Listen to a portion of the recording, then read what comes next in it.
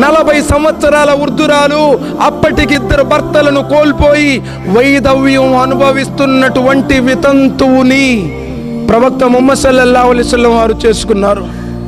సోదరులారా, ఆనాటి నుండి ఈనాటి వరకు కూడా ప్రపంచంలో ఏ ఒక్కరూ కూడా అలాంటి వృద్ధురాల్ని చేసుకుని ఉండరు అంటే ఎవరు ఆశ్చర్యపోనవసరం లేదు.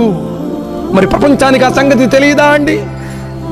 ఆయిషా రదియల్లాహు తఆలా అన్హా వివాహం గురించి మాట్లాడే వీరు పండు ముసలివాడు కూడా పొడుచు పిల్ల కావాలనుకుంటాడు. సోదరులారా, పండు ముసలివాడు కూడా పొడుచు పిల్ల కావాలనుకుంటాడు. మరి 25 సంవత్సరాల నవ యవ్వన ప్రాయంలో 40 సంవత్సరాల వృద్ధురాలు అప్పటికి 2 భర్తల్ని కోల్పోయి వైధవ్యం అనుభవిస్తున్నటువంటి వితంతువు మన దేశంలో, పైగా మన రాష్ట్రంలో సంఘ సంస్కర్త కందుకూరి వీరేశలింగం గారు 20వ శతాబ్దంలో